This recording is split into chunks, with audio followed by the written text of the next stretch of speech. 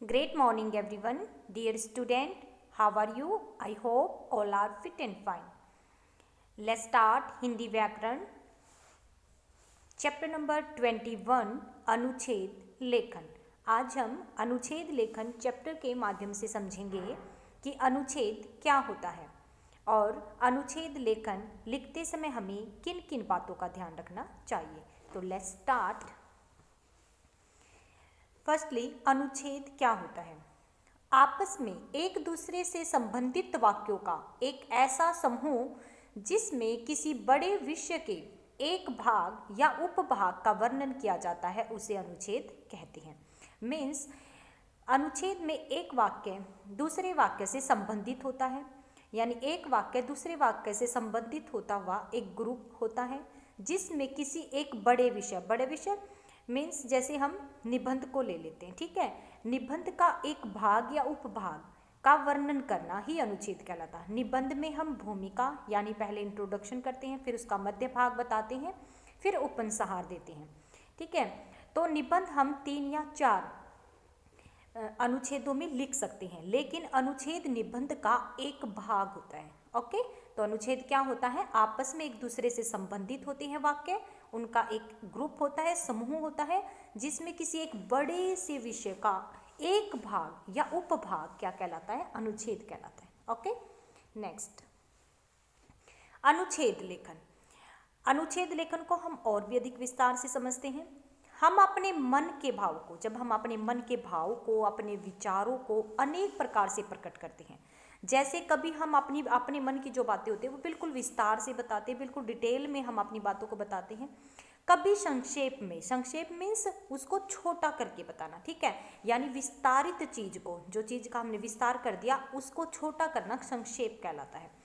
कभी हाँ, हूँ, न, नहीं आदि कहकर तथा कभी सिर हिलाकर अथवा हाथ हिलाकर भी हम अपनी बात कहते हैं, ठीक है। हम हाथ हिलाकर भी अपनी बात को कहते हैं। तो मीन्स अनुच्छेद क्या होता है? अनुच्छेद है कि अपने मन और विचार, अपने मन के जो हमारे भाव होते हैं, जो विचार होते हैं, उन्हें कई बार हम बिल्कुल विस्तार से बताते हैं, कई बार उसका एक छोटा रूप बता देते हैं, और वह छोटा रूप संक्षेप रूप ही अनुच्छेद कहलाता है। ओके, नेक्स्ट, अब है अनुच्छेद लिखते समय ध्यान देने योग्य बातें, ठीक है। फर्स्ट है कि अनुच्छेद अधिक से अधिक 100 शब्दों का होना चाहिए, यानी 100 शब्दों का ही होना चाहिए अनुच्छेद, ठीक है, इससे ज़्यादा नहीं होना चाहिए। अधिक से अधिक 100 शब्द, इससे कम ही होने चाहिए। वाक्य छोटे छोटे और एक दूसरे से जुड़े हों, भाषा सरल किंतु प्रभावशाली हो। अनुच्छेद में भूमिका तथा उपसंहार की आवश्यकता नहीं होती। अब देखो, जैसे मैंने बताया था, निबंध में पहले हम इंट्रोडक्शन देते हैं, उसकी भूमिका बताते हैं, फिर उसका मध्य भाग, ठीक है, फिर उसका उपसंहार बताते हैं। लेकिन अनुच्छेद तो निबंध का ही एक भाग होता है, ठीक है। जैसे निबंध में हम 3 या 4 अनुच्छेदों में हम निबंध लिखते हैं, लेकिन अनुच्छेद निबंध का एक छोटा सा भाग होता है। अनुच्छेद में ना तो भूमिका होती है और ना ही उपसंहार लिखा जाता। यदि हम अनुच्छेद के आरंभ में अनुच्छेद से संबंधित सूक्ति, उदाहरण या कविता की पंक्ति लिख दें तो अनुच्छेद और भी अधिक प्रभावशाली बन जाता। मीन्स और भी अधिक अनुच्छेद हमारा इफेक्टिव बन जाएगा यदि हम अपने अनुच्छेद में सूक्तियाँ, लकोक्तियाँ, मुहावरे, कोई भी एग्जाम्पल, उदाहरण, कोई भी पोएम्स की कोई भी लाइनें, ठीक है, कविता, वो सब अगर हम अपने अनुच्छेद में ऐड कर दें तो हमारा जो अनुच्छेद है और भी अधिक इफेक्टिव और भी अधिक प्रभावशाली बन जाता है। कि ये थे अनुच्छेद लिखते समय ध्यान देने योग्य बातें। ओके, अब हम एक अनुच्छेद करते हैं, ठीक है। हमने समझ लिया है कि अनुच्छेद होता क्या है, ठीक है, और अनुच्छेद लिखते समय हम किन बातों का ध्यान रखेंगे, ठीक है।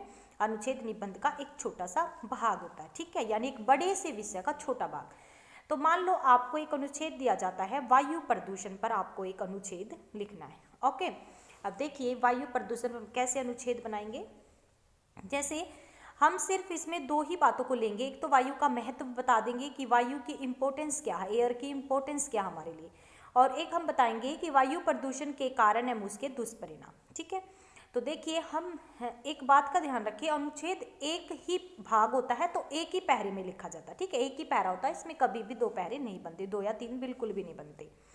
तो देखिए, वायु प्राणियों का जीवन है। आप सभी को पता, वायु जो है अगर हम सांस नहीं ले पाएंगे तो जीवित नहीं रह पाएंगे। तो ये सभी प्राणियों का जीवन होती है। मानव तथा अन्य जीव जंतुओं के लिए इस प्राण वायु का शुद्ध रूप से मिलना नितांत आवश्यक है। नितांत मीन्स उसका हमें कंटिन्यू मिलना आवश्यक है। यदि हमें कंटिन्यू, अब ऐसा नहीं है कि 1 घंटा हमें वायु नहीं मिलेगी तो हम जीवित रह जाएंगे, बिल्कुल भी नहीं, हम उसी समय मर जाएंगे। तो हर समय हर सेकंड हमें वायु की ज़रूरत होती है, हर एक प्राणी को। इसके बिना उसका जीवित रहना कठिन है। वायु प्रदूषण विशेषतः भूपटलीय तोड़फोड़, ज्वालामुखी के विस्फोट, लकड़ी, कोयले और खनिज तेल के जलने से, औद्योगिक संस्थानों से निकलने वाली सल्फर डाइऑक्साइड आदि गैसों के कारण होता है। ठीक है। भूपटलीय, विशेषतः भूपटलीय तोड़फोड़, यानी हम जो हमारी पृथ्वी है उस पर क्या कर रहे हैं, वृक्षों को काट रहे हैं, ठीक है, उसको नुकसान पहुंचा रहे हैं। ठीक है। ज्वालामुखियों के विस्फोटों से, लकड़ी, कोयले, खनिज तेल के जलने से वायु प्रदूषण हो रहा है। औद्योगिक संस्थानों यानी बड़ी बड़ी जो हमारे उद्योग हैं, फैक्ट्रीज हैं, ठीक है, उनसे निकलने वाली जो सल्फर डाइऑक्साइड गैस है के कारण वायु प्रदूषण होता है। ये गैसें वर्षा जल में मिलकर गंधक का तेजाब बनाती हैं और जीवों को हानि पहुंचाती हैं। वायु प्रदूषण कोहरे और धुएं से भी होता है। कुछ प्रदूषण एल्यूमिनियम के कारखानों में उत्पन्न क्लोराइडों से भी होता है।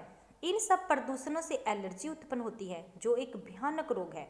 वायु को प्रदूषण से मुक्त रखना हर व्यक्ति का कर्तव्य है। तो ऐसे लिखते हैं हम अनुच्छेद लेखन। ठीक है, ओके। तो आपको अच्छे से समझ आ गया होगा कि अनुच्छेद, आज हमने किया कि अनुच्छेद होता क्या है। ठीक है, फिर हमने किया अनुच्छेद लेखन, यानी अनुच्छेद को लिखते समय किन बातों का ध्यान रखना चाहिए। ओके, इस पाठ को 2 टाइम रीड करें। धन्यवाद। आप सभी का दिन शुभ हो।